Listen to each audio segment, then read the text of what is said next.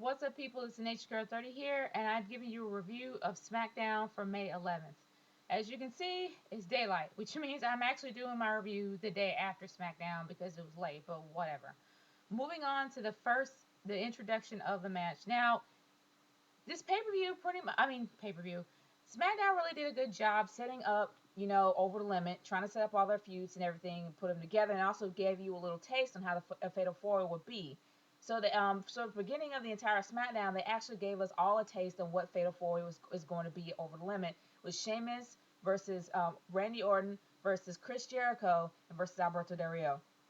And the match didn't go all the way through because of usually it's always some kind of commotion. They had to split it up later on down the line. They ended up making two matches with the individuals that are also going to be in the Fatal 4-Way, from Randy Orton versus Alberto Del Rio and Chris Jericho versus Sheamus for later on in the night. Now, there were a few things that kind of pissed me off, and then there were a few things that I really didn't quite understand. But then there are also some more things that I was really entertained about. Now I'm gonna go into the positive stuff because I always go into the negative stuff first. The one thing I can say is that we actually had two tag team matches tonight, and I have to say that they were actually pretty well. The reason why I say about this is because it really did incorporate the tag team champions as tag team champions, and I'm talking about the Booming Truth. The Booming Truth, now that they actually have the tag team belts, really, in my opinion, is holding some prestige and honor towards the belts, and they're actually becoming hard-working champions. They're actually becoming like decent champions in my eyes. So I'm really am happy that they actually did take the belts from Epico and Primo, because they seem like they're more credible champions to me. So I really did like their match, even though I already have my opinion on how I feel about Jack Swagger and Dolph Ziggler and their pairing and everything like that. I already told everybody pretty much how I feel about it, and I'm not going to go into it. But the thing is, I really did like that match because it really did showcase the true talents of the Booming Truth and how they are really great tag team champions. So that really made me thrilled about that. The other tag team match of the night, the one match that really did impress me, even though I don't like these guys' gimmick, but I didn't like Crime Time's gimmick either. But one thing I can admit is they were entertaining as well as they were great tag team partners. I can say the same thing about these guys, and I'm talking about Darren Young and Titus ONeil. I am highly impressed with these guys. They're really awesome tag team partners, and they're really doing a great job in trying to promote more of the tag team division. And I'm really hoping that there'll be a time that these guys will actually pair up. Will actually go against the Boom and Truth for the tag team titles. I think that would be a great match on a pay per view. I think that would be a wonderful thing to see. I think that'd be a great draw on the card. I mean, that's how I feel about it. But their match that they had with Santino Marella and with Zack Ryder, it was a given that they were going to actually put over these guys, and I think they actually did a good job there because they're a great tag team. They should be put over. But I would love in the future to actually see Darren O'Neill and Titus O'Neill and Darren Young, my bad, versus the Boom and Truth. I would love to see these guys on the pay per view go at it. The one thing I can also say is that, well, I can say that the matches that was split up in the beginning, the Fatal 4-Way that didn't really become a Fatal 4-Way, wasn't all that bad. But I think they actually did a good job of interrupting it because it kind of brings a little bit more to the feud. It doesn't exactly, end things the way it makes you think about what will really happen over the limit. And what I'm talking about is Alberto Del Rio versus Randy Orton. The one thing I can say about these guys is that Alberto Del Rio has always had great fluidity, great execution when it comes to his moves. He botches occasionally, but it's not that bad. But I could say that he started running out of steam a little ways on, but then that wasn't so bad. The only issue that I have is with Randy Orton. Randy Orton has definitely improved in his fighting style for many, many years. That's one thing I can say about him. But another thing is that there's not really a lot of motivation for intensity just naturally in him. He literally has to go towards his opponent, and his opponent has to make him work. He doesn't want to work. They have to make him work. That's a little bit of a problem that I have with that, but it's not really all that bad. The one thing I can say is that these guys are really great, competition wise, and it wasn't all that bad. But then I'm also seeing that Rodriguez is definitely Ricardo Rodriguez is definitely becoming a lot more involved in the ring. So it makes me wonder: is he going to actually be put in more matches, or is he going to have a match of his own? And yeah, I'm not gonna lie, Randy Orton did botch up a little bit for that air RKO, but regardless, I'm really kind of interested in seeing what they're gonna do with Rodriguez and whether or not they're gonna actually incorporate Ricardo Rodriguez in more matches with Alberto Del Rio as a henchman more than an underling. That's something I would really like to see. But the other match of the night, I'm gonna go ahead and talk about that, is Sheamus versus Chris Jericho. I like the way that it was open ended. I like the way that it actually set up a feud between Sheamus and Randy Orton, because that's something that you really didn't expect. Two faces going against each other. It's kind of something you didn't expect, which is good, but then it's kind of a problem because Randy Orton is a face. And a monster face, I'm sorry, that's an oxymoron itself, because monsters don't really have a code. Faces have a code, and Randy Orton is neither. But Randy Orton is going to probably be the heel in this position while Sheamus is going to be the face. I prefer that than the reverse. I don't want Sheamus to be the heel. I'd rather have him be in the face because it will fit him better because it was by accident. The whole situation set up was by accident. So he's more of the innocent one, while Randy Orton is taking it way too much, which will make him better as a heel. So I'm hoping they'll screw that up. But it seems to me that I don't know what they're going to do here, whether or not they're going to make Randy Orton the heel or whether or not they keep him in the face. I don't know. But the way they set it up at the end, I really didn't like it. That they actually opened it up towards with Sheamus versus Randy Orton, and it's probably going to have him in a championship match later on down the line. So I think that was a great setup there. The biggest problems that I have, and I'm going to go into that right now, is good grief. What can I say about Ryback? Ryback is just roid rage in a bottle. That's pretty much what I see Ryback as. He's a great powerhouse. Don't get me wrong. He's a true powerhouse. Up there with Brock Lesnar and Goldberg. And Batista. But the one thing that bothers me is it's just the fact that he's a squasher. He's just as bad as the Funkasaurus. And I mean, the guy has talent. Don't get me wrong. He has a lot of talent. He has a lot of skill, but it bothers me to no end with the fact that he's just a constant squasher.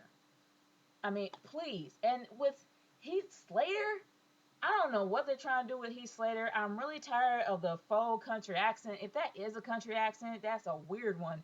But regardless, I'm they need to do something with Heath Slater. I mean, he has been nothing but squashed and dominated as of late, and they really need to do something more with him. And if they can't, they need to just let the guy go and just stop teasing him. Really, just stop teasing him.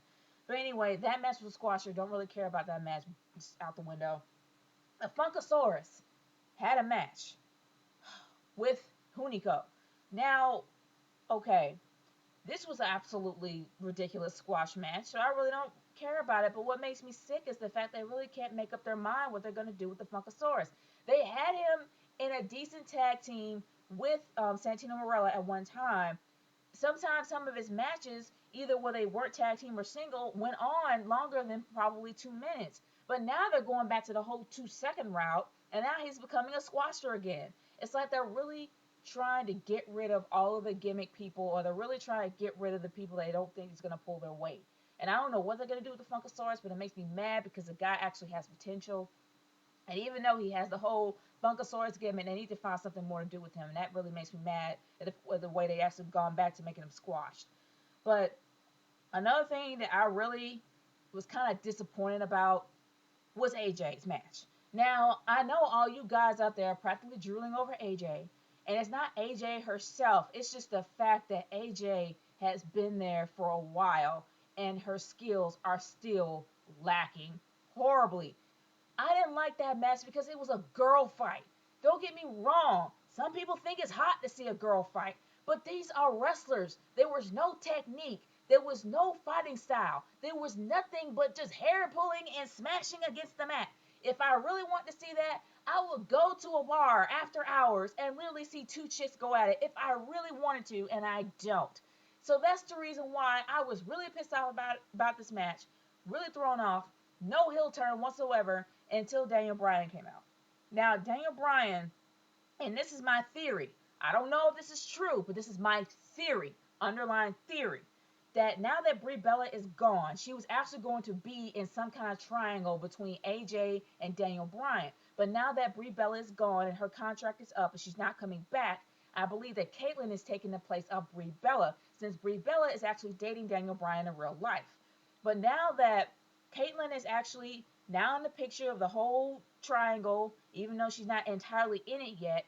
This is going to probably be the first beginnings of her heel turn. And I really thought that she was going to slap Daniel Bryan, but I think that this actually puts more fuel into the fire between her and Caitlyn. I don't know. I guess I really don't care about this dumb feud unless they try to spice it up a little bit for me. Having AJ have a heel turn, but actually having some moves to use, please. And also, I do not see the fascination with Abraham Washington. I don't. I'm sorry. A lot of people like Abraham Washington. A lot of people think that, oh gosh, this guy is great. He had absolutely nothing to offer in his debut. He had nothing to offer with that mediocre Arsenio Hall wannabe talk show he had, and he has nothing to offer now. Sure, he's a manager, and sure, he has Rosa Mendez on his corner. Sure, he has Epico and Primo on his corner, and now he has Mason Ryan on his corner, but he's done nothing to promote them.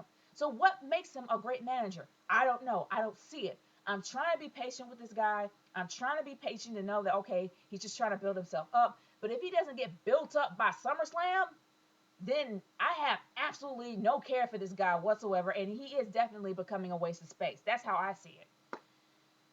And another thing that really did piss me off is the fact that they are constantly trying to make John Laurinaitis the next Vince McMahon.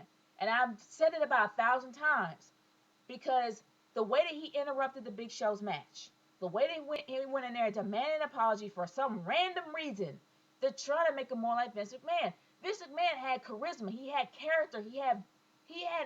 You cared enough about this guy to hate him. Can you say the same thing about John Laurinaitis? No. I'm tired of seeing this guy on my screen every twice a week.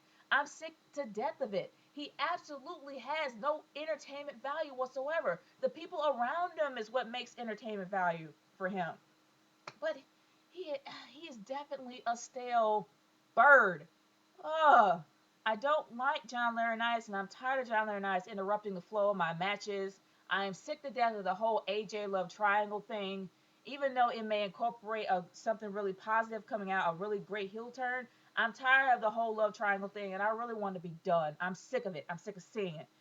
But the one thing I can definitely say is that they really did set up the pay-per-view really well. They gave you a taste of the Fatal 4-Way, even though they split it up and kind of disrupted the flow in the beginning, but it had its purpose. So I'm not completely hating on that. I am hating on the whole Abraham Washington thing. I am hating on the whole Ryback squash thing. I am hating on the fact that the Funkasaurus is becoming a squasher.